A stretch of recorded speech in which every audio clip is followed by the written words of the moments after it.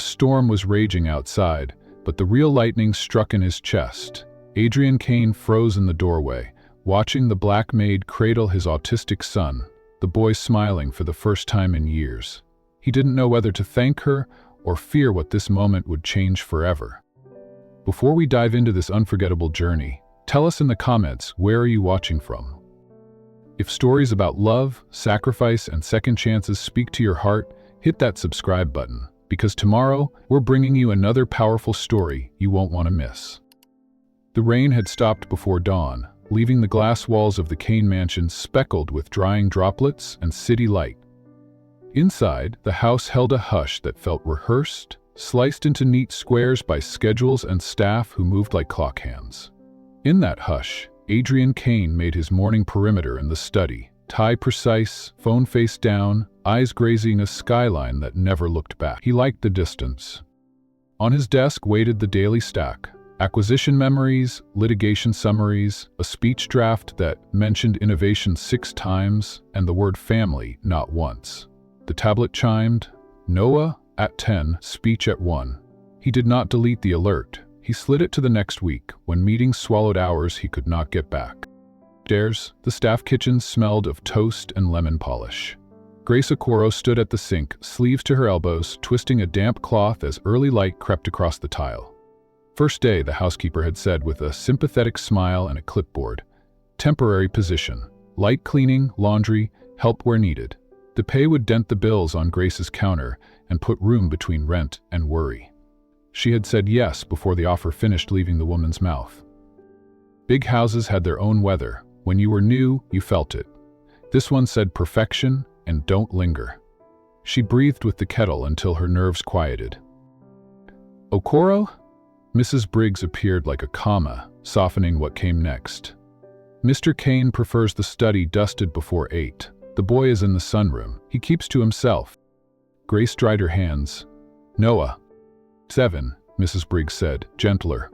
He likes patterns, numbers, quiet. Grace knew the lists.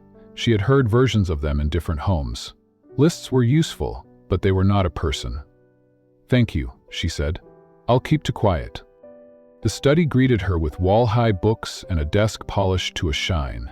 She opened a window a finger's width, let in a ribbon of air, and began. Where the light fell, dust cloth in slow arcs. Without planning to, she hummed the song came from her grandmother's kitchen in Lagos, from Saturdays when the radio drifted between stations and hands stayed busy to keep hearts from slipping. A lullaby had woven itself through those rooms, a tune people sang when there was more to carry than to say. When she hummed it, a place lost its edges. A shadow framed the doorway. She did not turn quickly. She kept the cloth moving, let the melody lay one more line of calm, and glanced over slowly.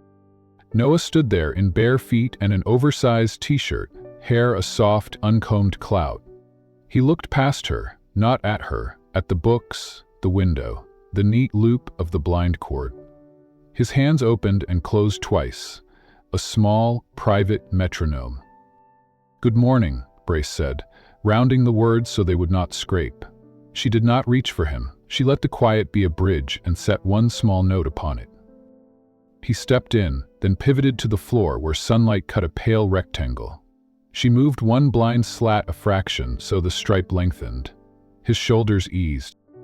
It's a good square, she said softly, like remarking on weather. It moves when the light does. His fingers paused. He flicked his gaze near her and away. She returned her eyes to the shelf, humming again. He lingered long enough to tell her he was listening, then padded away without a sound. At 9, footsteps crossed marble. Adrian entered the study with a stack of mail and stopped before the threshold, instinct catching an absence he hadn't ordered but noticed anyway. Fresh air, a thread of song tapering off, a dust cloth folded square on the desk's edge. He saw the window and suppressed the reflex to close it. He saw the lengthened stripe of light. At the end of the hall, Noah's small figure flashed and vanished. Adrian set the mail down. This morning, Mrs. Briggs said from the doorway. Grace Okoro. Temporary, for now. Temporary fit, easily, permanent had been sandpaper for years. He touched the corner of a photograph he used to turn face down and forced his hand away. The frame remained upright, his wife's smile steady behind glass. By mid-morning, the house had absorbed Grace into its roots. She learned which doors fast when they closed, which rugs bunched if you pulled the vacuum too fast, which elevator reached the service corridor in fewer stops. She hummed under the gardener's radio, drifting from the courtyard. In the sunroom, Noah lay on his stomach beside a basket of wooden blocks, lining them by length, then width, then color. Grace passed the doorway, slowed without stopping, and matched her steps to the pattern of his stacking 2 beats, pause, 2 beats. He continued, glancing once at the reflection of her shoulder in the glass. She dusted the window frames and let her sleeve collect the motes. "I like the blue ones best," she said to the room. "They look like small pieces of sky." He held a blue block a second longer before placing it. He tapped it twice, and the sound joined the morning's quiet music. 10. Adrian looked up from a spreadsheet that would not decide which column told the truth, reached for the tablet, and closed the therapy alert. He imagined leaving early and arriving in time to watch his son try something new. He imagined not leaving and promising tomorrow. Mrs. Briggs showed Grace the laundry room, the linen closet, the locked cabinet where delicate things waited for careful hands. "He doesn't like noise," she said of Noah, softer now that the boy's orbit seemed to have shifted by a degree. "Vacuum after 4, when he's outside or with his tutor." "Does he like water?" Grace asked. "Paths are a negotiation. Fountains, streams." "He watches the koi pond sometimes," Mrs. Briggs said. "He stands very still, like he's listening to something under the water." "Then I won't clean near it when he's there," Grace said, pocketing the note. Near noon, the chef slid a bowl of fruit across the island. "You'll fade to a thread if you don't eat," he said. "Thank you," she said, taking a slice. When she returned to the study hallway, she slowed. Noah was at the threshold again, a sentry whose job was to measure. He looked at the floor, at the window, at her empty hands. "I'm going to open the top drawer," she said, voice even. "There's a cloth inside that belongs with the others." She crossed the room and counted steps and opened the drawer only as far as needed. He watched the drawer, not what was inside. She closed it, the click quiet, almost polite. Then she noticed him again, peeking from the doorway, listening. She heard a soft intake of breath, like a tiny wave folding.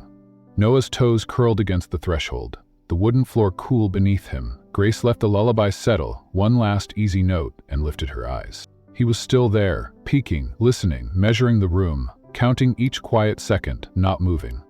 After lunch, the mansion's tempo thinned. Grace took the service stairs back toward the study with a caddy of cloths and a small bottle of wood oil that smelled faintly of oranges.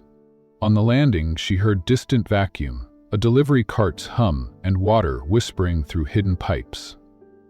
She followed the quieter rhythm to the library. Noah crouched by the lowest shelf, aligning spines by color gradient from midnight blue to pale sky. The wooden bird rested on the rug beside his knee. "I'm going to polish the table," Grace said. "It squeaks when it's clean. You'll hear it." He glanced at the table, measuring the claim. She pressed a folded cloth to the wood and circled slowly. When she stepped back, the light slid cleanly across the surface. "There," she said, to the room and its small, ordering mind that liked outcomes more than praise. He went to the edge and pushed a fraction.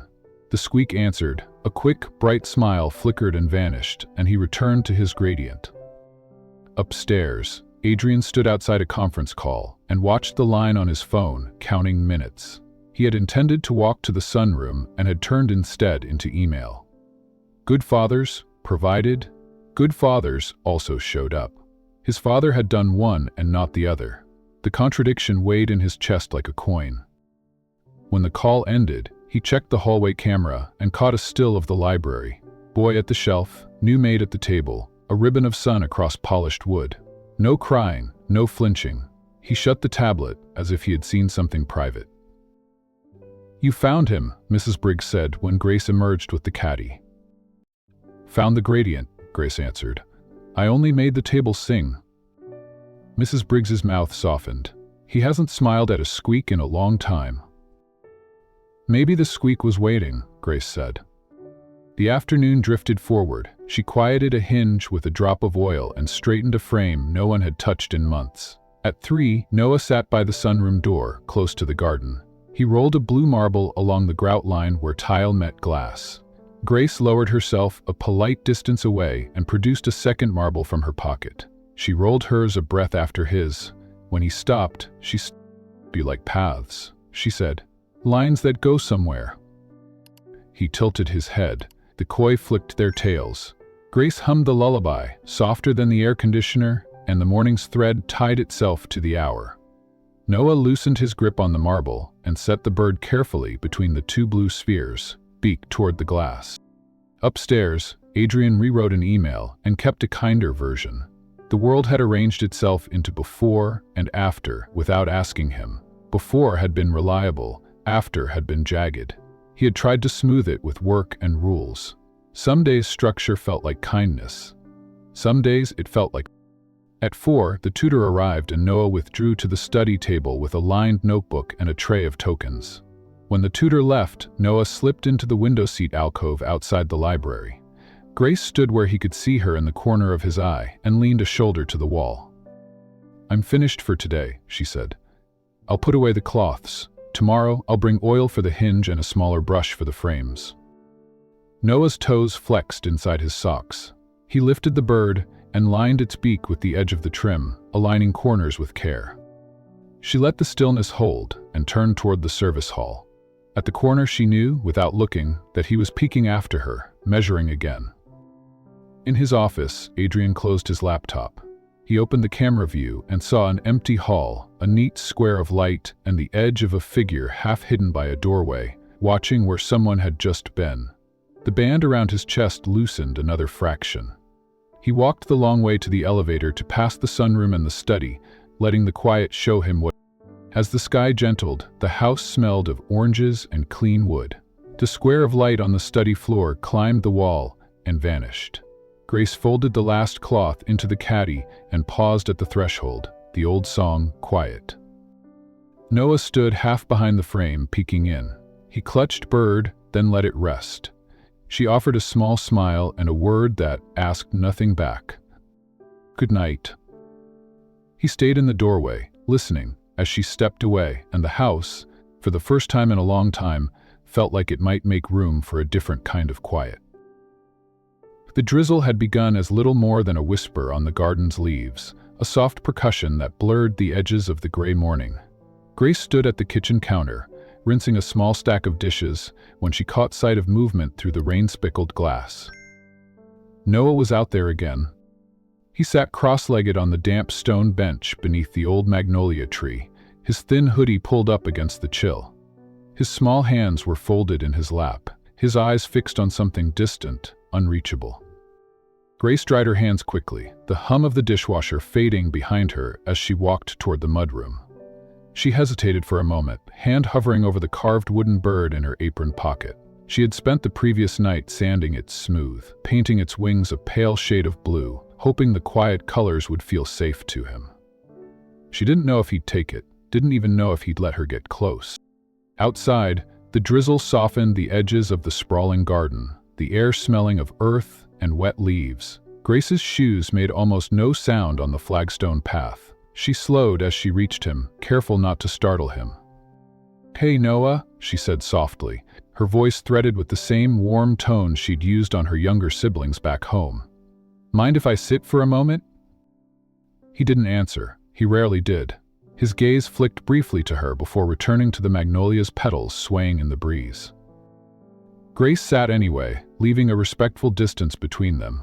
For a long moment, they both simply listened to the rain. "I made something," she said after a while, pulling the bird from her pocket. The tiny carving glistened faintly in the gray light. "It's a bird. You know, birds are free, but they always find a safe place to land." She placed it gently on the bench between them, close enough for him to reach, far enough that he could ignore it if he wanted to. Noah's fingers twitched. Slowly, as if testing the air, he reached out and brushed the bird's wing with the tip of his index finger. Then he picked it up, holding it like something fragile. his small thumb tracing the curve of its head. Grace smiled, but didn't push. "I thought you might like it. You can keep it if you want." Noah didn't speak, but the fact that he hadn't put it down told her more than words could have. From the far side of the lawn, behind a line of trimmed hedges, Adrian Kane stood still, his black umbrella casting his face in partial shadow. He'd been on a call, discussing a deal that could shift the trajectory of his company, when he saw his son outside with the maid. He hadn't meant to linger, but there he was, watching, unable to tear his eyes from the way Noah was holding the little bird. Something tightened in his chest, not quite anger, not quite relief. Later, when Grace returned inside and shook the rain from her sleeves, she found him waiting near the hallway. His presence filled the space without effort, his tailored suit untouched by the weather outside. "Word," he said, his tone clipped. She followed him into his office. The room smelled faintly of leather and rain, shadows pooling in the corners despite the tall windows. "You're here to work, Ms. Okoro," he began, his voice controlled but edged. "My son requires structure, stability. I won't have you interfering with that by—" His gaze flicked toward her apron pocket, though the bird was no longer there. "Alleased, by encouraging emotional attachments that won't last." Grace met his eyes evenly. "With respect, Mr. Kane, children don't need walls around them. They need people who see them. That's all I did." His jaw tightened, but he said nothing. "I'm not here to replace anyone," she continued gently, "and I'm not here to overstep. But Noah deserves to know that there are safe places to land, even if it's just for a moment." The silence between them was taut, the kind that could tip either toward dismissal or understanding. Finally, Adrian looked away. "Just do your job," he said, but the bite in his tone had dulled. That night, as Grace was passing Noah's bedroom door, she noticed the soft glow of a nightlight spilling into the hall. She paused, peeking inside. Noah was curled up under his blanket, the little wooden bird resting on his bedside table beside a stack of untouched storybooks. It was the only personal item there, and for some reason, the sight of it made her throat tighten. The following morning dawned quiet, the kind of quiet that felt deliberate, as if the house itself was holding its breath. Grace moved through the east wing, dusting shelves and straightening cushions, her mind still replaying the conversation with Adrian. His warning had been clear, his boundaries even clearer, but she also remembered the way his voice had shifted at the end, the smallest fracture in his armor. She paused outside Noah's room, listening. No sound, not even the faint scratch of a pencil on paper. When she peeked in, he wasn't there. Grace found him later in the garden again, this time crouched near the magnolia's roots. The bird was clutched gently in one hand, the other resting on the damp earth. He didn't look up when she approached, but he didn't move away either. "Morning," she said softly, crouching down beside him. "What's he doing out here?" She nodded toward the bird in his palm. Noah tilted his head slightly, eyes still on the ground. "He's looking," he murmured. It was the first time she had heard his voice. Just a single word, but it landed in her chest like a weight and a gift all at once. Grace smiled. "Looking for what?" He hesitated, then shrugged. They stayed like that for a while, not filling the silence, simply letting it exist. She began pulling small weeds from around the magnolia's base, the earthy scent mingling with the lingering dampness of the morning. At one point, she felt Noah's gaze flick toward her.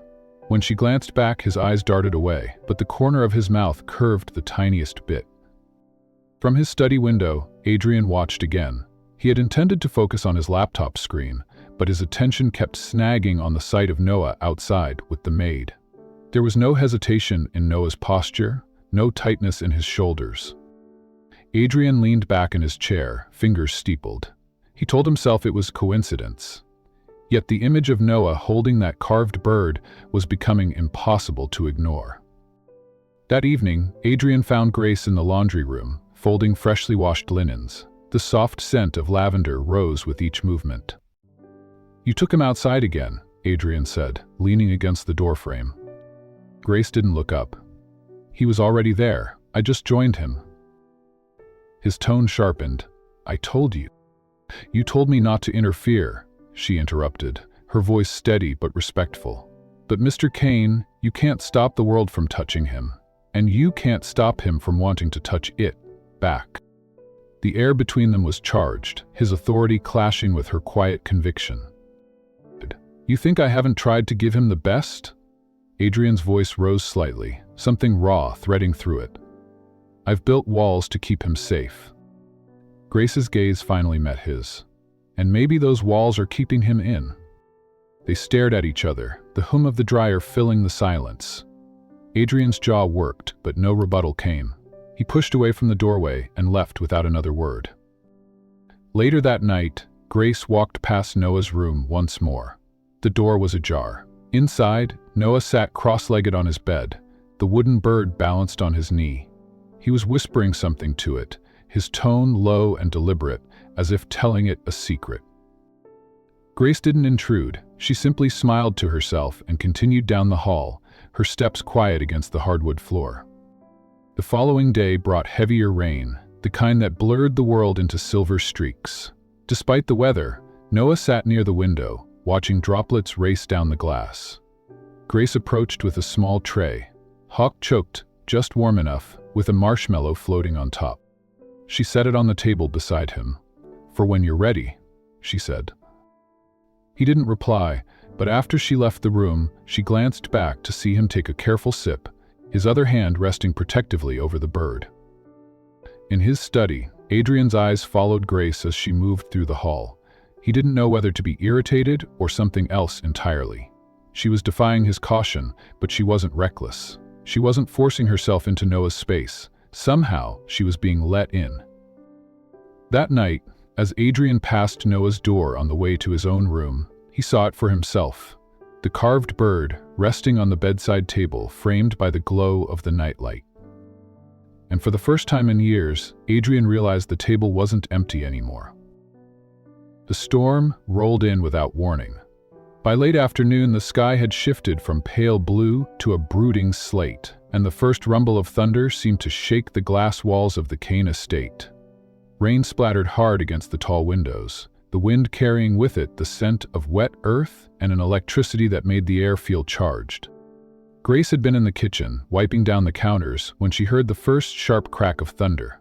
It was followed by another, louder, closer. She paused, listening for the footsteps she knew would come. They didn't come at first. Instead, the house went oddly still. Then, from somewhere down the hall, she heard a faint shuffle, quick and unsteady. She followed it, her slippers silent against the polished hardwood. She found Noah in the study. The vast room, lined with towering shelves of leather-bound books and dimly lit by the stormlight lamps, seemed to swallow him. He was curled tightly in the corner between the wall and a low bookshelf, knees to his chest, hands pressed over his ears. His small frame trembled with each flash of lightning.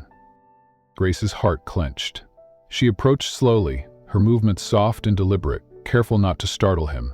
She crouched down beside him, close enough for him to feel her presence but not so close as to invade his space.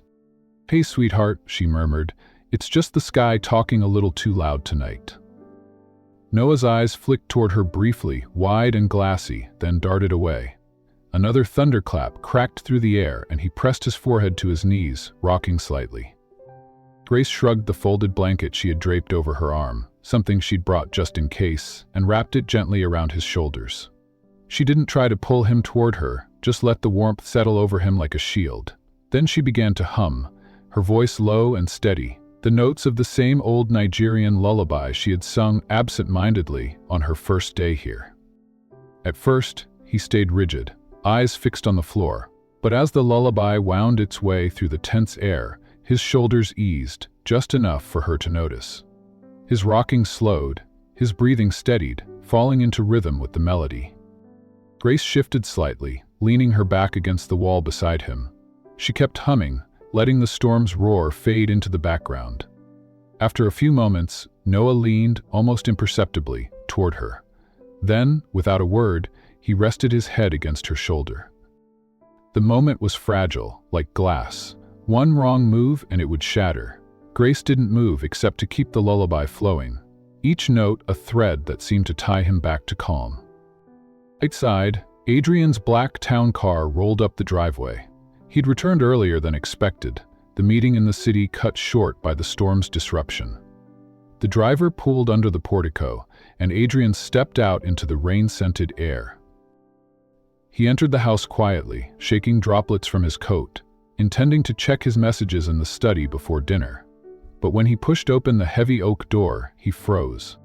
There, in the dim amber light, was Noah, his guarded, unreachable son, asleep against the shoulder of the new maid. The blanket was tucked around him, her head tilted just slightly toward his, her eyes half closed as if guarding him from the storm. For a moment, Adrian's chest tightened in a way he hadn't felt in years. It was disorienting, almost painful. The image pulled at something buried deep, a memory from long before the walls had gone up. His mind went back to another storm, years ago, when Noah had been just 3. His wife, Elise, had sat on this very couch, their little boy trembling in her arms. She had hummed to him then, too, her voice light and sure, soothing away his fear until he drifted off. Adrian had stood in the doorway that night as well, watching the 2 people he loved most in the world, never imagining how fleeting that peace would be. Now, standing there again, the echo of that memory felt almost too sharp to bear. The curve of Noah's posture against Grace, the faint movement of her lips as she hummed, it was like looking through a rip in time. Adrian didn't step forward, didn't interrupt. Something told him that if he spoke, the moment would dissolve. So he stayed where he was, his hand still on the doorknob, his gaze fixed on the unlikely scene before him. Grace, sensing a shift in the air, looked up and met his eyes. She didn't flinch, didn't pull away from Noah. Her expression was calm but searching, as if silently asking whether she had crossed some invisible line. Adrian didn't answer that unspoken question. His features remained neutral, but something in his eyes had softened, almost against his will. He gave the faintest nod, so small it could have been mistaken for nothing, and then quietly stepped back, letting the door ease shut. Grace exhaled slowly, resuming her lullaby. Noah's breathing was deep now, steady, his small hands no longer clenched. She stayed there until the rhythm of the storm shifted, the thunder growing more distant. When she finally moved, it was to adjust the blanket more securely around him. She spoke softly, even though he was half asleep. "Time for bed, little one. The storm's nearly gone." Noah stirred but didn't protest when she coaxed him to his feet. His hand found hers for just a moment, fleeting, hesitant, but it was there, and she didn't miss it. They walked down the hall together, the sound of the rain a gentle backdrop now.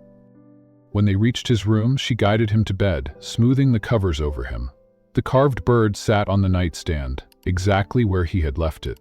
She adjusted the nightlight so its glow fell across his face, then leaned down just enough to press a feather-like kiss to his temple. At the doorway, she paused. Adrian was there, leaning against the frame, watching in silence.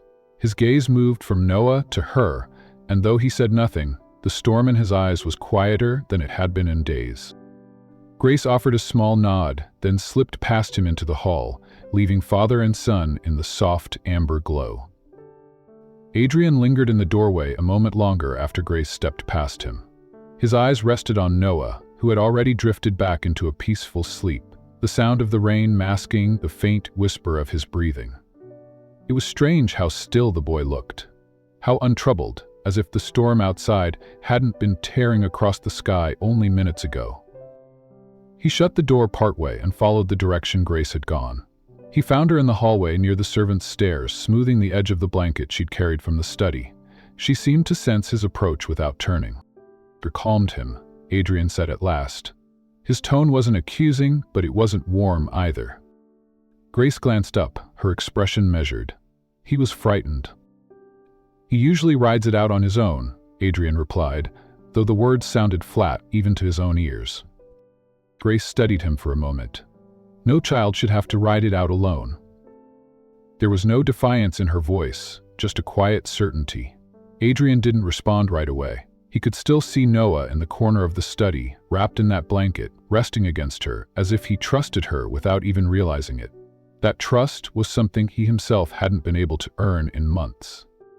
He nodded once, curtly, then turned and walked back toward his private wing. but the image stayed with him. Downstairs, Grace folded the blanket over her arm and returned to the study. The rain had eased into a steady drizzle, tapping softly against the glass. She glanced toward the shelves where Noah had sat, the quiet space now feeling oddly hollow. She straightened a few books, more for something to do than out of necessity, before heading to the kitchen to make herself tea. She didn't see Adrian again until the following morning. He appeared at the breakfast table earlier than usual, a file folder in one hand and a mug of coffee in the other. Noah was there too, seated at his usual spot, his gaze on the plate of pancakes in front of him. Grace entered with a tray of fruit, setting it down at the sideboard. She offered Noah a small smile, and to her quiet surprise, his eyes lifted to meet hers for half a second before flicking away. It was brief, but it was more than the polite avoidance she'd been met with for days. Adrian noticed. His gaze shifted between them, unreadable, before he returned to his coffee. The day went on quietly. Rain still lingered in the air, the sky the pale gray of water-washed stone. Grace busied herself with the upstairs rooms, her footsteps soft over the thick carpets. Each time she passed Noah's door, she noted the carved bird still on his nightstand, its wooden wings catching the muted light from the window. In the afternoon, Adrian stepped out for a meeting. Grace didn't see him leave. She only realized he was gone when the house felt too still again. She checked on Noah in the playroom, where he was quietly building something with small wooden blocks. She didn't intrude, only tidied the shelves nearby. But after a while, he glanced toward her and spoke, his voice quiet and halting. "The bird, it's still on my table." Grace turned toward him, her expression gentle. "I'm glad you kept it." Noah hesitated, then added, "It doesn't mind storms." Her smile softened. "Then, it's a brave bird." He didn't say more, but his hands moved more surely over the blocks, stacking them into a taller, steadier tower. Grace stayed a while longer before slipping out, letting the quiet remain. When Adrian returned that evening, the sky had begun to clear. Golden light spilled across the long windows, touching the marble floors with warmth. He passed through the playroom on his way to his study, pausing briefly at the doorway. Noah sat cross-legged on the carpet, the carved bird perched at the top of the block tower. He wasn't speaking, but there was a calm about him that Adrian hadn't seen in months. He stepped into the room, his shadow stretching across the carpet. Noah looked up, his expression neutral but not guarded. "Building something?" Adrian asked. Noah nodded. "A home. For the bird." Adrian's eyes shifted to the wooden carving. He hadn't realized it was handmade until now. The details were delicate, each line etched with care. He looked toward the hall, where Grace had just appeared with a basket of folded laundry. She met his eyes briefly before continuing toward the stairs. The night, after the house had gone quiet, Adrian found himself standing in the study again. The memory of the previous evening lingered like the faint scent of rain. He glanced toward the corner where Noah had sat, the blanket folded neatly now on the chair. It was strange, he thought, how quickly someone could step into the space between silence and connection. Grace hadn't forced her way in. She had simply been there, steady and unafraid, until Noah reached for her. The thought unsettled him. It also stayed with him longer than he wanted to admit. Later, as he passed Noah's room on his way to bed, he paused at the half-open door. Noah was asleep, the bird still on the nightstand, the faint glow of the nightlight soft against his face. For a brief moment, Adrian stood there, watching, the quiet of the house wrapping around him. Then he closed the door gently and walked away. The morning sunlight streamed across the marble foyer, scattering in golden slants over the grand staircase.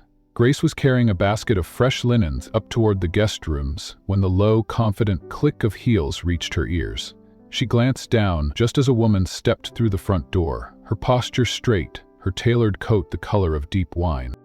The newcomer's eyes swept over the hall, landing briefly on Grace before softening into recognition toward someone behind her. Adrian appeared from the corridor, his usual composed expression shifting into something faintly warmer. "Camilla," he greeted, his voice carrying a rare note of ease. Grace realized immediately this was his sister. She descended a few steps, offering a polite nod. Camilla's gaze lingered on her a moment too long before she turned back to Adrian. "I thought I'd drop in," Camilla said. "It's been too long, and I wanted to see Noah." Her tone softened on the last sentence, though there was an undertone there, something curious, maybe even cautious. Adrian gestured for her to follow, and Grace moved out of the way, continuing up the stairs. She could hear their voices trail toward the sitting room, where Noah often spent his mornings. By the time she finished changing the linens in the guest suite, Grace returned downstairs to deliver fresh towels to the laundry room. She passed the open doorway to the sitting room and slowed instinctively. Noah was there on the floor, fitting puzzle pieces together, his head bent in concentration. Grace smiled faintly at the sight and then noticed Camilla, seated nearby, watching with surprise. Noah was speaking in short sentences, pointing out colors and shapes as Grace had seen him do only when he felt at ease. But what struck Camilla most, judging by the way her brows lifted, was that he was answering a quiet question from Grace, who had knelt beside him to help locate a missing piece. The exchange was calm, unforced, almost natural. Camilla's eyes shifted to her brother. "He's talking to her," she murmured, as if it were a rare occurrence. Adrian's glance toward Grace was unreadable. "He seems comfortable," was all he said. Camilla didn't respond right away, her gaze moving between the boy and the woman. Eventually, she rose and walked toward the doorway. Grace, sensing the movement, gave Noah's shoulder a gentle squeeze and stood, excusing herself so the siblings could have their time. In the hallway, Camilla's voice lowered. "Adrian, you know I'm glad he's opening up, but..." Adrian frowned. "About what?" "About getting too comfortable with staff," she said, her tone laced with caution. "You've been through this before. Attachments can blur boundaries. You hardly know her, where she's from, what she wants. People notice a lonely child and a lonely father, Adrian. Sometimes they see opportunity in that." He stiffened. Grace was hired for her work, nothing else. Camilla didn't back down. "All I'm saying is, be sure her intentions are what they seem. You've built walls for a reason." Grace, carrying the towels through the side corridor, caught only fragments of the exchange. Peter finished his call and said, "Hurderlevy?" "Hardly know it." The words struck sharper than she expected. She slowed, listening despite herself, heat rising in her chest. She had been nothing but respectful in this house, careful with every step, mindful of the boy's needs, and yet, here was someone implying she had some hidden motive. She moved on quickly, unwilling to be caught lingering, but the weight of those words stayed with her all afternoon. By evening, Camilla had left, her parting embrace to Adrian formal, her kiss to Noah's hair brief. The boy returned to his quiet activities, and Adrian retreated to his study. Grace kept to her duties, moving through the kitchen and halls without drawing attention. It was late, near 10, when she carried a tray of tea toward her small quarters in the east wing. The house had settled into that deep, still quiet of night. She had just set the tray down when a light knock came at her door. Opening it, she found Adrian standing there, his hand braced against the frame, his expression shadowed by something she couldn't quite read. "Can we talk?" he asked. She stepped back to let him in, the faint scent of rain clinging to his jacket. Adrian remained standing, his hands in his pockets, his gaze steady but not unkind. "I wanted to ask you something," he began. "Why are you here, Grace? Really here?" Her brows drew together. "You mean, as in why I took this job?" He nodded slightly. "My sister, she worries. She says I should be careful who I trust around Noah." Grace took a slow breath, the earlier sting of overhearing Camilla's words returning. "I see." She let a pause hang in the air before she spoke again, her tone calm but firm. "I'm here because he needed someone to hear him." Adrian studied her face. "He worked in houses where children fade into the corners," she continued. "Sometimes because no one has the time, sometimes because no one tries. But Noah, he doesn't need someone hovering over him. He needs someone who will notice the small things. The way he hums when he's focusing, the way he taps his fingers when he's deciding if he can trust you. I took this job because I saw a boy who was alone in a room full of people, and I couldn't walk away from that." Her words settled between them, quiet but weighty. Adrian didn't speak for a long moment. When he finally did, his voice was lower. "I didn't ask for anyone to change things. Here." Grace met his gaze evenly. "Sometimes change happens whether you ask for it or not." There was no challenge in her tone, only truth, and to her surprise, he didn't argue. He simply inclined his head once, then stepped back toward the door. "Good night, Grace," he said. She nodded. "Good night, Mr. Kane." When the door closed behind him, she exhaled slowly, feeling the tension leave her shoulders. Yet the heaviness of the day lingered. Camilla's guarded look, Adrian's measured questions. Trust was a fragile thing in this house. She turned toward the tray of tea, intending to pour herself a cup, when a faint rustle at the base of the door caught her attention. She crouched and found a small envelope, slipped just beneath the threshold. Frowning, she picked it up. There was no name, no handwriting on the outside. She tore it open carefully, unfolding a single slip of paper inside. In neat, unhurried script, it read, "Leave before you ruin everything." But the words were stark, the meaning unmistakable. Grace stared at them, the paper trembling faintly in her fingers. Her first instinct was to wonder who could have left it. A member of the staff? Someone from outside who'd come in during the day? Or... She folded the paper slowly, tucking it back into the envelope. Her heartbeat was steady but strong. She had faced worse in her life than anonymous warnings. But the thought of Noah, of the small trust beginning to grow between them, made her jaw set with quiet resolve. If someone wanted her gone, they would have to try harder than a piece of paper slipped under a door. Grace set the note aside, poured herself tea, and sat in the stillness of her small room. Outside, the wind stirred in the trees, a reminder that storms could rise without warning, and that she had weathered them before. But as she took her first sip, she couldn't shake the feeling that the walls of this house held more than just the echoes of the past. Something, or someone, didn't want her here. And that, she thought, meant she might be closer to the truth than anyone realized. The note stayed hidden in the drawer of Grace's small desk, but its presence weighed on her like a shadow that refused to move. The words, "Leave before you ruin everything," replayed in her mind whenever she stepped into the hall, whenever she felt the quiet hum of the house in the late hours. She made a choice that morning. She would put more space between herself and Noah. Not so much that he would think she was abandoning him, but enough that no one could accuse her of stepping beyond her role. It seemed the safest thing for him. For 2 days, she kept her visits brief. Instead of joining him at the puzzle table or reading aloud at night, she stayed in the background, arranging flowers in the drawing room, sorting laundry in the service corridor, quietly observing from a distance. She thought it was working, until she caught sight of him on the third afternoon. Noah sat alone in the garden's far corner, his knees drawn up, his gaze on the gravel. His usual quietness had deepened into something heavier, a withdrawal Grace recognized immediately. She'd seen it before, in other children who had learned not to expect anyone to stay. She stopped in the doorway, torn. Keeping her distance might keep him safe from whoever had sent that note. But what about the damage she was doing by disappearing from his small world? When Adrian returned from a meeting that evening, he noticed right away. They passed in the hallway and his eyes narrowed. "What happened?" "What do you mean?" she asked, keeping her tone even. "Noah barely spoke to me at dinner," Adrian said.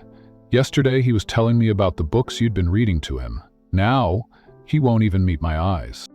Grace hesitated, then shook her head. "Maybe he's just tired." Adrian's gaze sharpened. "This isn't him being tired. What aren't you telling me?" She turned to leave, but he stepped into her path. "Grace," he said quietly, "I can't help him if I don't know what's going on." Her fingers tightened on the edge of the tray she was holding. Finally, she set it down and crossed to the desk against the wall. From the drawer, she pulled the small envelope and held it out. Adrian took it, unfolded the slip of paper, and read. His jaw tensed. "When did you get this?" "2 nights ago," she said. "It was under my door when I came back from the kitchen." I edged him. "You didn't think to tell me immediately."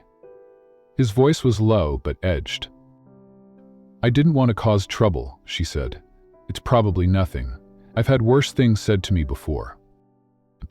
"That's not the point," he replied. "Someone put this in your room. That's not a misunderstanding, that's a threat." She shook her head. "I'm fine, Mr. Kane." But he was already moving toward the study, the note clenched in his hand. "Stay here." 15 minutes later, the security team was combing through footage from the last 48 hours. The house had a discreet but extensive system of cameras, covering every entry point and most of the main halls. They found a flicker of movement near the gate around 9 that night. A tall, shadowy figure lingered just beyond the lights, too far for the cameras to capture a clear face. The person stood for several minutes, then moved out of view. Adrian's expression hardened. "I want that footage enhanced, every frame," he told the head of security, "and I want extra coverage at the gate and on the east wing. No one gets in without being cleared." "Sir?" the man replied. Grace stood off to the side, uneasy. "Maybe it's unrelated," she said quietly. Adrian turned to her. "Do you believe that?" She didn't answer. "Then we take it seriously," he said. That night, the atmosphere in the house shifted. Guards rotated at the gate in shorter intervals, and 2 additional cameras were installed in the east corridor. Grace noticed one angled toward her door. She tried to tell herself it was for reassurance, but the tension in her chest remained. And despite her decision to keep her distance, Noah seemed to find ways to drift back into her orbit. She would find him waiting in the kitchen when she went for tea, or following her into the garden with a book in his hand. By the 4th evening, she gave in and read to him again. His head rested lightly against her arm, his eyes half closed as she turned the pages. When she left his room that night, she found Adrian leaning against the hallway wall, his arms folded. He didn't comment, just glanced at the book in her hand and gave a faint nod before heading in the opposite direction. 3 nights later, the house settled into its usual late-hour quiet. Grace finished her final round of tidying and returned to her room just after midnight. She had barely changed into her robe when something unsettled pricked her instinct. It was too quiet. The hum of the heating system was there, the distant sound of wind outside, but no faint rustle from down the hall where Noah usually stirred in his sleep. She told herself it was nothing, but unease pushed her into the hallway. The door to his room was ajar. She stepped inside. The bed was empty. Her heart jolted. She scanned the room. The blanket half tossed aside, the small reading lamp on the desk switched off. "Noah," she called softly. No answer. Panic rose fast. She hurried into the hall, checking the bathroom, the sitting room, even the small playroom off the west corridor. Nothing. At the time she reached the main hall, her voice had sharpened. "Noah?" Adrian appeared at the top of the stairs, his hair mussed as if he'd been asleep. "What is it?" "He's not in his room," she said, her voice tight. His expression changed instantly. "Check the library," he ordered, already moving. They split directions, Adrian down the west stairs, Grace cutting through the central hall. Her bare feet made no sound on the thick carpets, but her pulse thundered in her ears. She reached the library first. The heavy double doors were closed, but a faint line of light glowed beneath them. She pushed them open. Noah sat cross-legged on the floor between 2 tall shelves, a small flashlight in his lap and a book open before him. He looked up, blinking at the sudden light from the hall. "Grace," he said simply, as if she'd been expected. Relief came so fast it almost knocked her weak. She crouched beside him. "What are you doing here, sweetheart? It's the middle of the night." "I was waiting," he said. "What?" "You," he answered. "I couldn't sleep. I thought maybe you'd read to me again." Her throat tightened. "You could have called for me." He shook his head. "Didn't want to wake anyone." Adrian stepped in then, his voice low but firm. "Noah, you can't just disappear from your room at night. Do you understand how dangerous that could be?" The boy looked down at the floor. "I just wanted Grace." The words hung in the air, heavier than either adult expected. Adrian's eyes shifted to Grace, and in that moment, something in his expression changed. Not just the recognition that Noah trusted her, but the realization of how deeply he depended on her presence. Grace reached out, brushing Noah's hair back from his forehead. "Come on, let's get you back to bed." He nodded and let her take his hand. Adrian followed them up the stairs, his steps slower now, his gaze thoughtful. In the hallway outside Noah's room, Grace paused. "Good night, Mr. Kane," she said softly. But he didn't respond right away. Instead, he looked past her into the dim room where his son was already climbing under the covers, then back at her. "Stay with him until he's asleep," Adrian said finally. Grace hesitated, then stepped inside. She settled in the chair beside the bed, opening the book they had left earlier that evening. Noah's breathing slowed as she read, and by the time she closed the last page, his hand had gone slack in hers. When she looked up, Adrian was still in the doorway. He didn't speak, but the faintest nod passed between them, an unspoken acknowledgement of the trust Noah had found, and of the unspoken promise that neither of them would break it. The rain had rolled in quietly after sunset, pattering against the tall windows of the east wing. Grace stood at the kitchen counter rinsing a teacup when she heard Noah's laughter echo faintly down the hall. It was rare, that unguarded, bubbling sound, and it drew her like a magnet. She followed it to the playroom, where Adrian knelt beside his son, both of them surrounded by sheets of colored paper. "Grace," Noah called, holding something above his head. His cheeks were flushed, his eyes bright in a way she hadn't seen in weeks. "Come see." She stepped in, wiping her hands on her apron. "What have you got there?" He thrust the paper toward her. It was a drawing, crayon lines in bold colors, imperfect but full of life. In the center, 3 figures stood holding hands. One was small, wearing a bright blue shirt. The other 2 were taller, one with hair the same brown as Noah's, the other with hair drawn in thick black lines like her own. "You," Noah said, pointing to the figure in the middle, "and that's Dad, and me. We're together." The words landed in her chest with a quiet, aching weight. She crouched down so she was eye level with him. "It's beautiful, Noah." Adrian glanced at her, his expression unreadable, then turned back to his son. "You did well," he said softly. Noah beamed, setting the drawing aside before returning to his pile of crayons. Beth sat. Grace sat cross-legged beside him, watching him color. Adrian remained where he was, but his gaze shifted toward her, lingering. There was something different in it, not the guarded appraisal she'd felt before, but a question, a hesitation, almost an invitation. When Noah was absorbed in a new page, Adrian rose and motioned toward the door. She followed him into the hall. "I owe you something," he began, his voice low. She shook her head. "You don't owe me anything, Mr. Kane." I do," he insisted.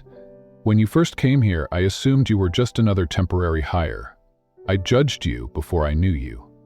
His jaw tightened, as if the admission cost him something. "I've been wrong before, but rarely this completely." She felt her pulse pick up. "I'm not perfect. I've made mistakes. You wouldn't be the first to doubt me." His brow furrowed. "Why would I? You've done nothing but help him." She hesitated, glancing down the hall where Noah's voice carried faintly. "Because of where I came from, people see it and decide the rest without asking." "Then tell me," he said quietly. "No assumptions, no judgments."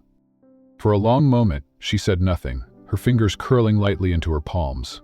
But something in his tone, not commanding, not even coaxing, just opened.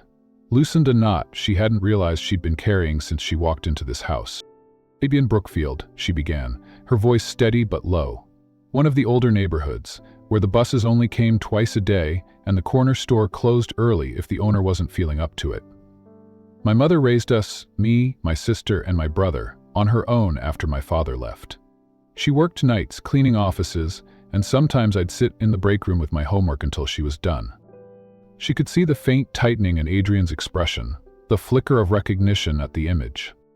Week 22, she got sick, Grace went on. Too sick to work, the bills piled up. I quit school and took whatever jobs I could find. Washing dishes, stocking shelves, cleaning houses. Some weeks I worked 3 shifts in 2 days just to keep the lights on, but it still wasn't enough. Adrian's voice was almost inaudible. "And your siblings?" "We took care of them," she said simply. made sure they had dinner, did their homework. My sister graduated. My brother got into a trade program. They're doing better now. She paused, a faint smile crossing her face. It was worth it. He studied her, his gaze unwavering. And the children's center? She blinked. How did you? Noah mentioned it once. Said you told him about a place where kids played with paint and sand, and it didn't matter if they got messy. A soft laugh escaped her. That was the center. I volunteered there on weekends when I could. They had programs for kids with special needs. I didn't know much at first, but I learned. Patience, mostly. And that the smallest victories, like a word spoken or a smile, can feel like the biggest wins in the world. Her voice caught slightly, and she looked away, embarrassed. It's where I learned that listening matters more than talking. That's why, when I met Noah, I didn't push. I waited for him to come to me. Adrian's silence stretched, but it wasn't empty. She could feel it, the shift in the air between them, the weight of understanding settling into place. Will you given him something I thought was gone? He said finally, his tone unsteady. Trust? Her breath stilled for a moment. He gives it back to me, she replied. They stood there in the dim hallway, the low hum of rain filling the silence. Adrian's gaze was steady, but softer than she had ever seen it. I thought I was protecting him, he said after a moment, by keeping people at a distance, by controlling who came into his life. But I see now I was protecting him from the wrong thing. Grace's brow furrowed. You were protecting him from being hurt, Adrian admitted. And in doing so, I stopped him from being seen. The words hung between them, heavy with truth. From down the hall, Noah's voice called out, Grace? She turned, but Adrian stopped her with a hand lightly on her arm. Before you go, thank you for staying when you could have walked away, for being exactly who he needed. She felt the heat rise to her cheeks. It's not just him who needed this. When she returned to the playroom, Noah was holding up a second drawing. This one was of a house, tall, with wide windows, and 3 figures on the front steps. She and Adrian were drawn side by side, with Noah between them, all 3 smiling. Home, Noah said simply. Grace swallowed hard, her eyes burning. She set the picture down carefully. It's beautiful. Adrian stepped into the doorway behind her, his gaze flicking briefly to the drawing before landing on his son. It's perfect. Noah grinned, then looked back at Grace. Will you read tonight? She nodded, settling on the rug beside him with the book he had chosen. As her voice filled the room, Noah leaned against her shoulder.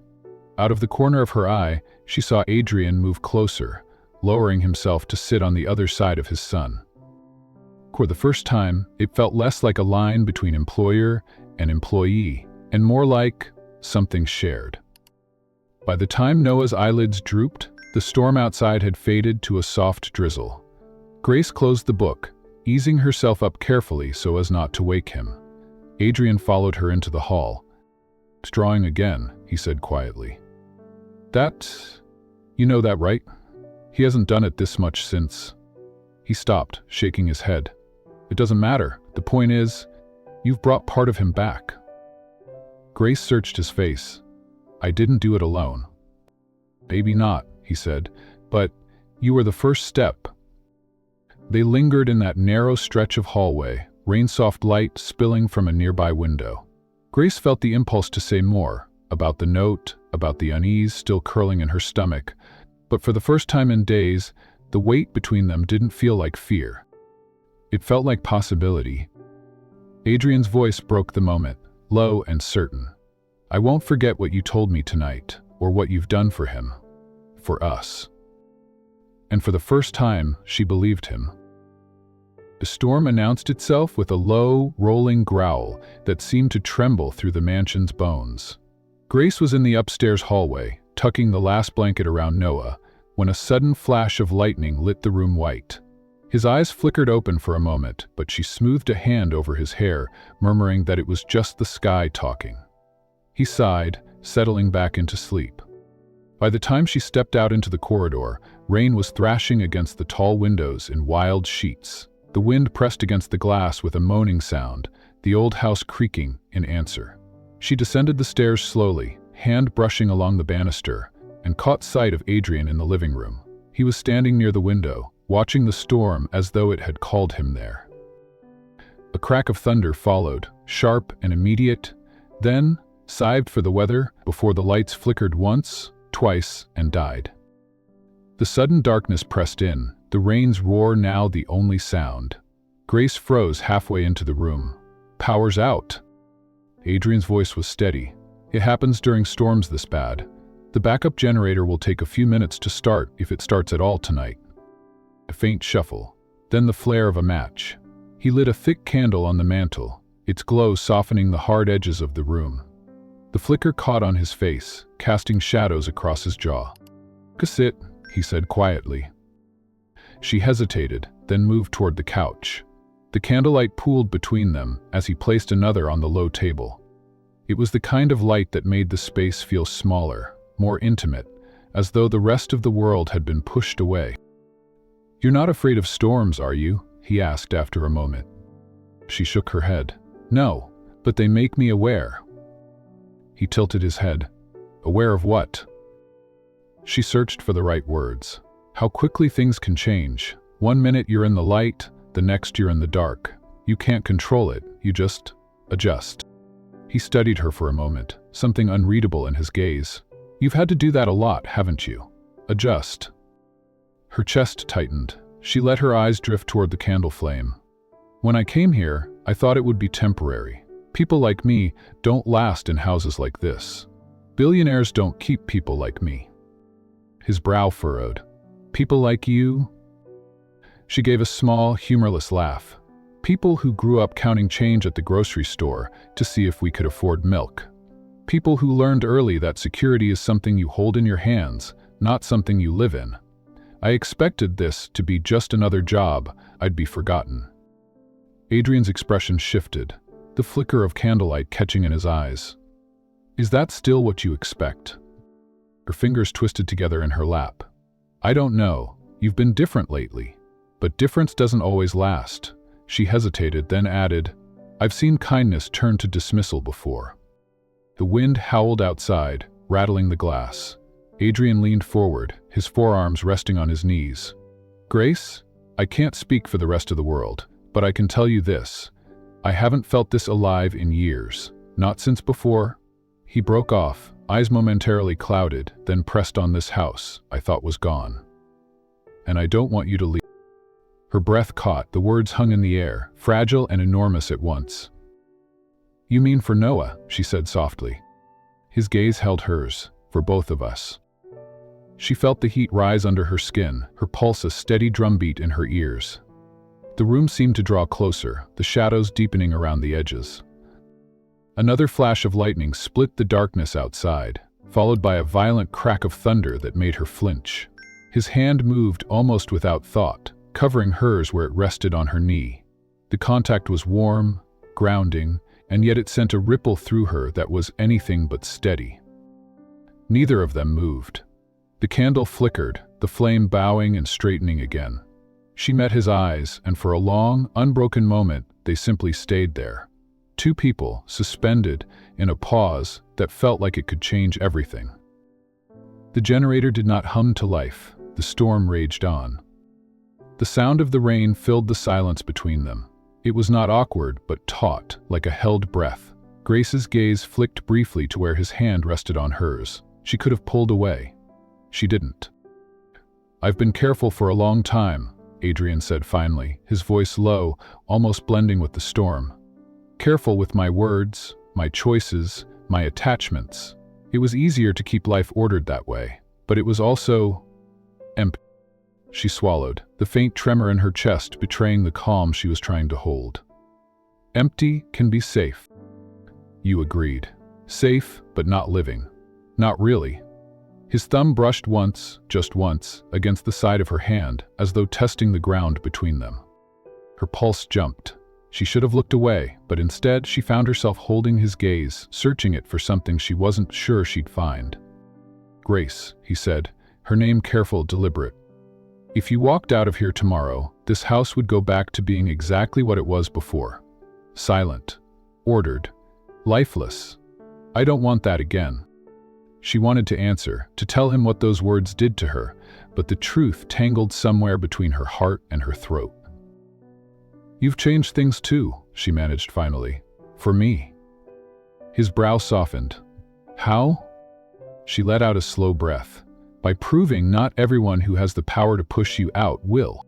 Thunder rolled again, so close it seemed to shake the floor beneath them. The light stayed dead, the candlelight swaying gently between them. "You're wrong about one thing," Adrian said. She frowned. "What's that?" "Billionaires don't keep people like you." He shook his head. "If anything, they don't deserve people like you." Her chest tightened in a way that was both painful and strangely liberating. Tweeted. "I don't know what happens next," she said quietly. "Neither do I," he admitted. "But I know I want to find out with you here." The way he said it, without pressure, without expectation, made the air between them thrum. She felt her fingers curl slightly under his, not to pull away, but to anchor herself. The rain lashed harder against the glass, the wind moaning through the eaves. It felt like the world outside was tearing at the edges, while inside, something was forming that had been waiting for far too long. Another bolt of lightning tore across the sky, its light briefly flooding the room. In that instant, she saw the lines of his face more clearly, the sincerity in his eyes, the faint tension in his jaw, the way he seemed on the edge of saying more. But he didn't, and neither did she. Instead, they stayed there, the quiet between them speaking in its own language, the storm outside a wild counterpoint to the stillness inside. A creak from upstairs broke the moment. They both glanced toward the staircase, listening. Noah's voice called faintly, sleepy and disoriented. Grace rose first, his hand slipping from hers reluctantly. "I'll check on him." He nodded, his expression holding something unspoken as she moved toward the stairs. Halfway up, she glanced back. He was still sitting there, candlelight flickering over him, watching her as though she were the only steady thing in a world rattling apart. And for the first time, she wondered if maybe, just maybe, she wasn't wrong to stay. The air at the small private airfield was cool and crisp, carrying the faint scent of jet fuel mixed with the sweetness of spring. The runway stretched wide beneath a sky so clear it felt like glass, sunlight spilling over the tarmac in gold. Grace stepped out of the sleek black SUV first, the morning breeze teasing loose strands of hair from her braid. Noah bounded down right after her, clutching her hand without hesitation. He was taller now, his face losing some of its boyish roundness, but his eyes were as bright as she'd ever seen them. He pointed eagerly toward the gleaming white plane parked just beyond the hangar. "It's ours?" he asked, voice alive with wonder. Grace laughed, a sound full of ease. "It's ours for the trip, sweetheart. You, me, and your dad." Adrian emerged from the other side of the car, dressed in a simple navy sweater and dark slacks, sunglasses perched against the morning glare. He looked at them, Grace holding Noah's hand, both faces turned toward the plane, and something inside him softened. A year ago, scenes like this felt like fiction. Now they were his reality. As they began walking toward the aircraft, a few cameras clicked from a distance. Discreet but deliberate, members of the press stationed at the edge of the field. Adrian didn't flinch. He'd made peace with the fact that their family was no longer invisible to the world. A year earlier, they'd been a quiet trio within the walls of his mansion. Then came the charity gala, his first public appearance, with Grace and Noah by his side. The photos had gone viral overnight, splashed across glossy magazines and news sites under headlines like "The Family That Rewrote the Rules." Instead of the expected scandal, the coverage was unexpectedly warm. People seemed captivated by their story. A reclusive billionaire, a compassionate woman who once worked for him, and a boy who had found his laughter again. Noah tugged gently at Grace's hand, pulling her closer to the plane. "Is it loud?" "Only a little at first," Adrian answered, coming up beside them. "But once we're in the air, you'll hardly notice." They reached the base of the small boarding stairs, where a crew member greeted them. Grace felt Noah squeeze her hand again, his gaze darting from the plane to Adrian, as if seeking final reassurance. Adrian smiled, not the polite corporate smile that had once been his mask, but the real kind, rare and unguarded. "This is our first flight together," he said to Noah, crouching so they were eye level. "Just think of it as an adventure. We're going to see the ocean from above, like birds." Noah's lips curved into a grin. "Like birds," he echoed. They paused before boarding, the three of them framed by the bright expanse of the runway. Cameras clicked again, and Adrian caught Grace's glance toward them. "You're not nervous anymore," she murmured. He shook his head. "Not when I'm with you both." In the months since that night of the storm, so much had shifted. The mansion no longer felt like a fortress. The rooms were filled with sound, Noah's laughter, Grace's music drifting from the kitchen, Adrian's voice reading aloud in the evenings. More than that, Adrian had built something lasting from what they'd learned together. The charity had been his idea, but he'd refused to start it without her. A Home for Hope, he'd called it at the launch. An organization dedicated to supporting children with autism and their families, providing resources, therapy, and most importantly, connection. Grace had hesitated at first, but Adrian had insisted she become co-director. Now, their first major fundraising project was complete, and this trip was as much a celebration as it was a family holiday. "Ready?" Adrian asked, his voice carrying both excitement and a quiet, personal triumph. Grace nodded, feeling the warmth of Noah's small fingers still curled around hers. "Ready." They began to climb the stairs together, the sunlight behind them casting long, united shadows across the runway. Inside the plane, soft leather seats gleamed under the filtered light from the oval windows. Noah's eyes darted everywhere, absorbing the details: the polished wood trim, the small table set with bottled water, the neat row of magazines. "Can I sit by the window?" he asked.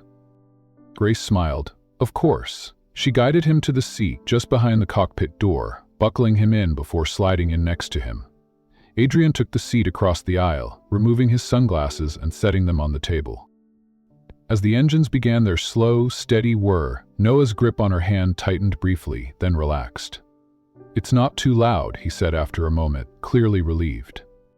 Adrian leaned slightly toward them. "Once we're up, you'll see clouds underneath us. It's like walking on a white sea." The plane began to taxi, the motions smooth and sure. Grace glanced at Adrian, catching the way he was watching Noah. Not with the quiet distance he used to keep, but with the open pride of a father who knew exactly what it had taken to get here. A year ago, Noah wouldn't have walked into a crowd without tucking behind her legs. Now, he waved at the pilots as they prepared for takeoff. The wheels left the ground with a gentle lift, and Noah's gasp of awe filled the cabin. He pressed his forehead to the window, eyes wide at the patchwork fields falling away below. Grace's own chest felt full to bursting, watching him discover the world like this. "It's beautiful," Noah whispered.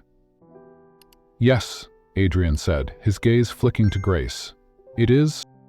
The flight smoothed out, the hum of the engines a soft backdrop. Grace settled back, the sunlight catching on the ring Adrian had given her 6 months ago. Not a diamond meant for display, but a simple gold band engraved inside with a single word: home. Reporters had speculated endlessly about them since the gala, and while Adrian ignored most of it, one headline had stayed with him: "No more walls, only open skies." He'd read it aloud to Grace one morning, and they'd laughed at how it sounded like something from a novel. Yet sitting here, high above the world with the two people who mattered most, he realized it was true. As the coastline came into view, Noah pointed eagerly. "Is that where we're going?" Adrian nodded. "That's the island. Clear water, white sand, and no schedules."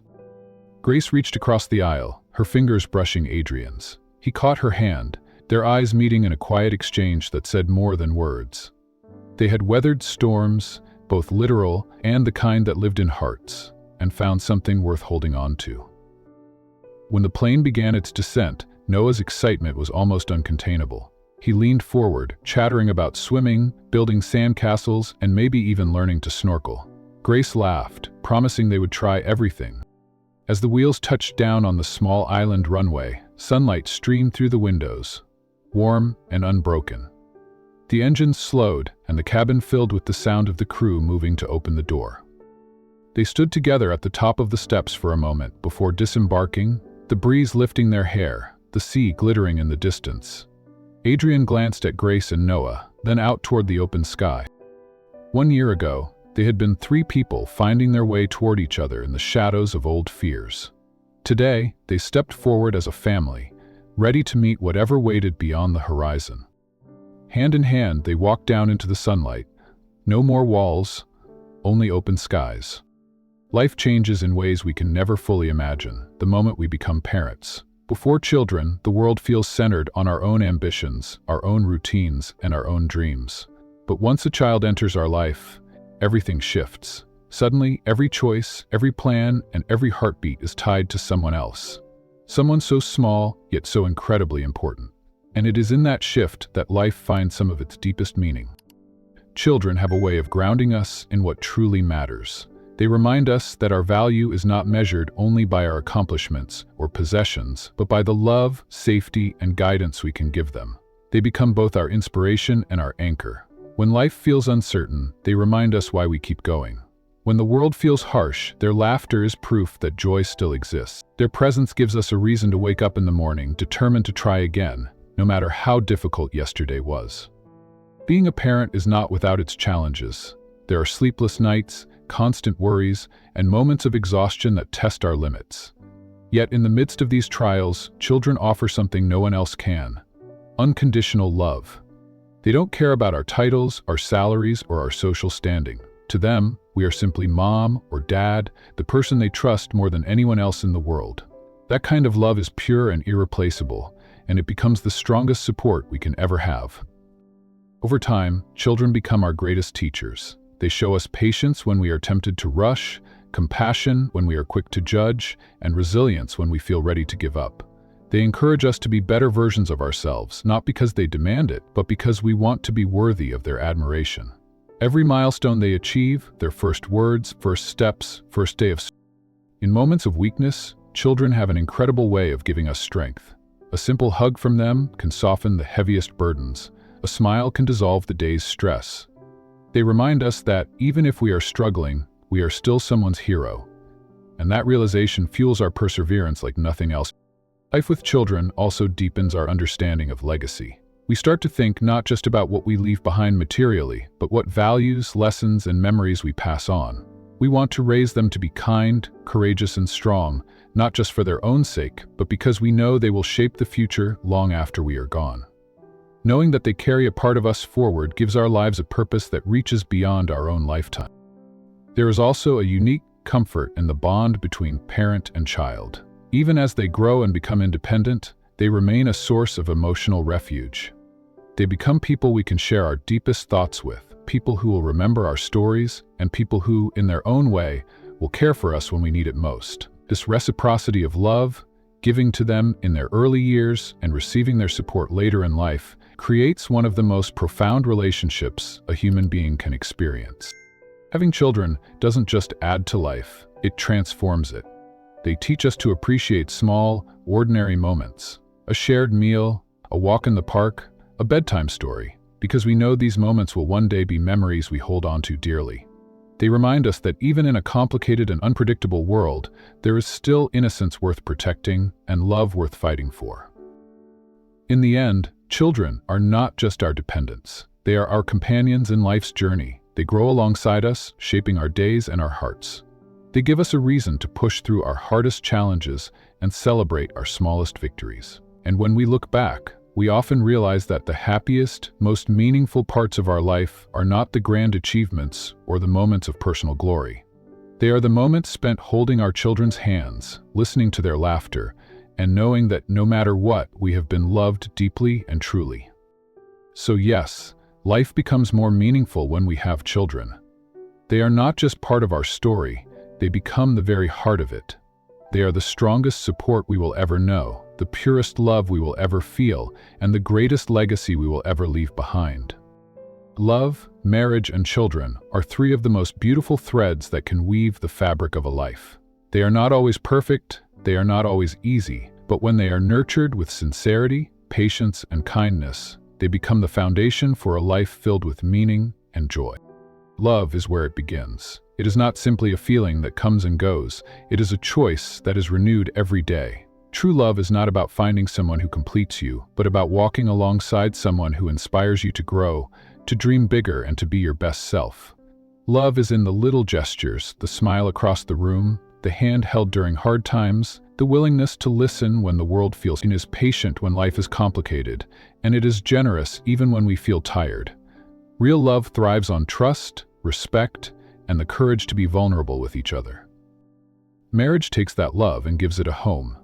It is a commitment not only to share joy, but to weather storms together. It is standing side by side when things are easy, and especially when they are not. Marriage is the daily act of choosing your partner again and again, even when the excitement of new love has been replaced by the comfort of deep familiarity. It is in the teamwork of building a life together, paying bills, raising children, cooking meals, celebrating victories, and supporting each other's dreams. It is the art of balancing two individuals' lives while growing into something greater than the sum of both. Children, when they come into that marriage, do not simply add to it, they transform it. They bring a new kind of love, one that is unconditional, protective, and pure.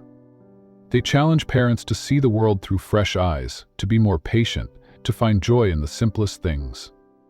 A child's laughter can turn an ordinary day into a cherished memory. Their presence invites parents to think beyond themselves, to make choices with the future in mind, and to pass down values that will shape the next generation. Parenthood is not without its challenges. There are sleepless nights, worries about the future, and moments of self-doubt. But there are also first steps, bedtime stories, shared meals, and milestones that fill the heart with pride. Children teach parents as much as parents teach them about resilience, forgiveness, and the boundless capacity of love. At the heart of it all is connection.